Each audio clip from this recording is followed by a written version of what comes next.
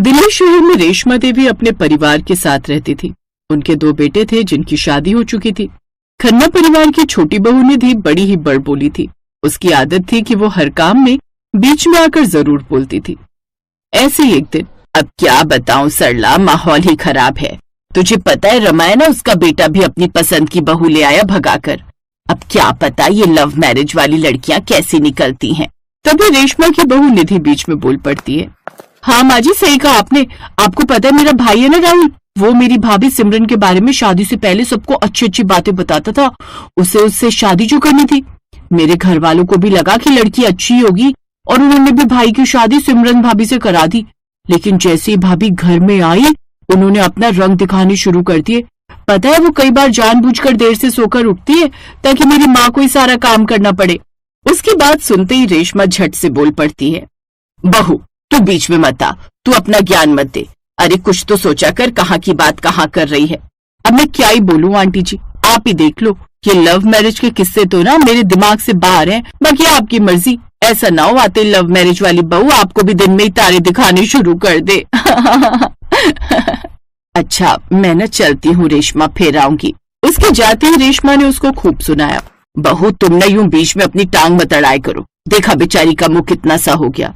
माँ जी मैं तो बस अपनी सलाह ही दे रही थी। रहने दे, कोई जरूरत नहीं है तेरी सलाह की। दरअसल रेशमा की पड़ोसन का बेटा अपनी पसंद की लड़की से शादी करना चाहता था और उसी के बारे में वो रेशमा से बात कर रही थी। रेशमा की छोटी बहू का काम था हर काम में बीच में आना। जैसे फट्टे में टांग अड़ाना उसकी आदत थी।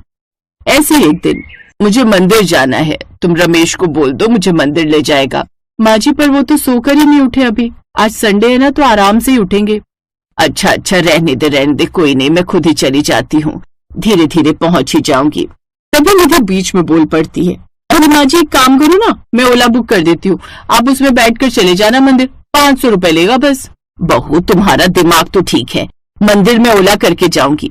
2 गली छोड़कर तो मंदिर है और उसके 500 दूं मैं। नहीं मैं चली जाऊंगी पैदल ही। रेशमा मंदिर चली जाती है और उसके मंदिर से लौटने के कुछ देर बाद सब लोग नाश्ता करने नीचे आ जाते हैं। अरे पूजा बहू, तुमने नाश्ते में आलू के पराठे नहीं बनाए क्या? माँ जी वो निधि ने मना कर दिया था। उसका आज आलू के पराठे नहीं बल्कि मेथी के पराठे खाने का मन था। आप जानती है ना उसकी आदत। हाँ इसकी तो आदत ही है बीच में आना। वो बात नहीं है माँ जी, वो क्या है ना, बहुत दिन से आलू खा कर मैं तो बोर सी हो गई थी, इसीलिए आज मेथी के पराठे बना दिए। बहू जब तुमको पता है मेथी के पराठे घर में कोई नहीं खाता, फिर भी तुमने बनवा दिए। माँ जी मेथी के पराठे कितने हेल्दी होते हैं, इसीलिए बना दिए। भगवान जाने कब बंद होगा इसका ये बीच में बोलना। हम तो तंग आ गए इसकी इस आदत से। ऐसे दिन बीतते हैं और निधि अपनी हरकतों से बाज नहीं आती है और पूरा घर उसकी इस आदत से दुखी हो गया था। फिर भी वो हर चीज में बीच में आ ही जाती। ऐसी एक रोज सास अपनी बेटी प्रिया से, अरे प्रिया बेटी क्या हो गया, तुम इतनी उदास क्यों बैठी हो? माँ कल मेरे कॉलेज का ट्रिप बाहर जा रहा है। तो बेटा इसमें ऐसे उदास होने की कौन सी बात है, जाओ जहां मन करे जाओ। माँ मेरे पास कोई भी अच्छी ड्रेस नहीं है ट्रिप पर पहनने के लिए। कोई बात नहीं मेरी बच्ची, मैं तुम्हें पैसे दे दूंगी। तुम निधि के साथ जाकर दुकान से कोई नई ड्रेस खरीद लाओ। आपकी छोटी बहू की वजह से ही तो आज मेरा दिमाग खराब है। बेटा अब क्या कर दिया इसने? माँ जब मेरी दोस्त रुचि घर आई थी ना, तो वो मुझसे एक ड्रेस मांग रही थी पहनने के लिए। मैंने तो मना कर दिया तो इतनी बड़ी भाभी बीच में कूद पड़ी। उनकी तो आदत है हर काम में बीच में बोलने की। वो झट से बोल पड़ी कि प्रिया दीदी की वो नई वाली ड्रेस दे दो ना, जो तुम पिछले संडे लेकर आई थी। तो बस फिर क्या था, मुझे उसको वो ड्रेस देनी पड़ी। अरे बेटा ना जाने ये क्या करके मानेगी, इसकी तो आदत बन गई है हर चीज में बीच में बोलने की। फिर प्रिया अपनी नई ड्रेस लेकर आई और पार्टी में चली गई। ऐसे ही निधि सभी के कामों में बीच में आकर बोल पड़ती क्योंकि वो अपनी आदत से मजबूर जो थी और लाख समझाने पर भी किसी की नहीं सुनती थी। फिर एक दिन रेशमा अपनी पड़ोसन सुमित्रा से बात कर रही थी। और कैसी हो सुमित्रा दीदी, नई बहू कैसी है? ठीक हूँ, बहू भी अच्छी है, पूरा घर संभाल रखा है। चलो अच्छा है ये तो, नहीं तो आजकल की बहुएं कहाँ कुछ करके देती हैं। क्या हुआ, तुम्हारा चेहरा क्यों लटका हुआ है? क्या बताऊं रेशमा, बहू को एक साड़ी लानी थी कल, उसे राहुल के किसी दोस्त के यहाँ पार्टी में जाना है, लेकिन अब राहुल घर पर नहीं है।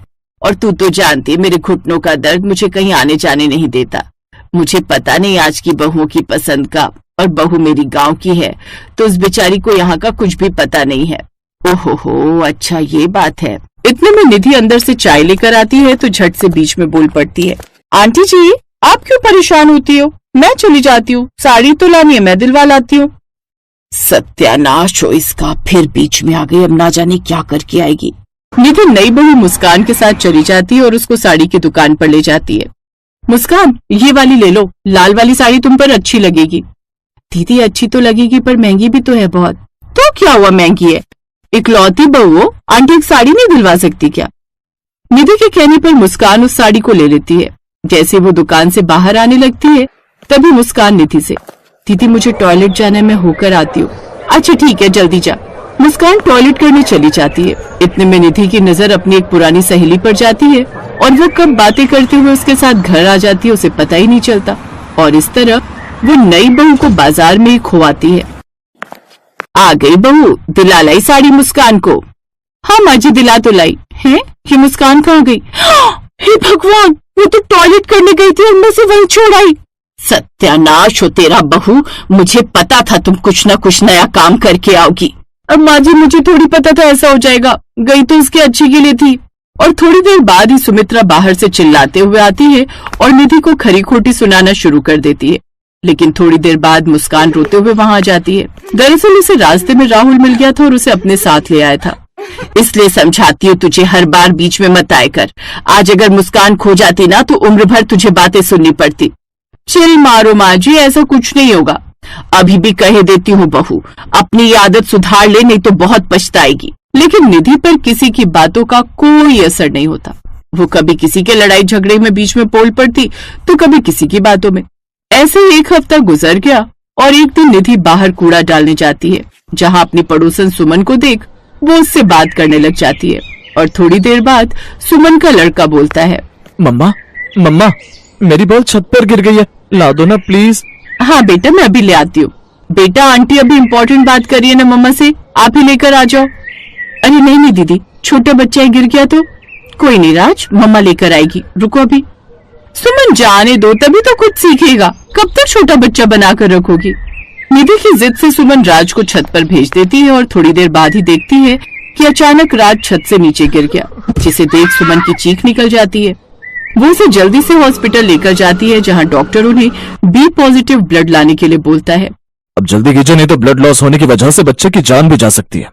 तभी निधि वहां आती है और फिर सुमन निधि को सुनाने लगी, तुम्हारी वजह से आज मेरा बच्चा हॉस्पिटल में जिंदगी और मौत से लड़ रहा है।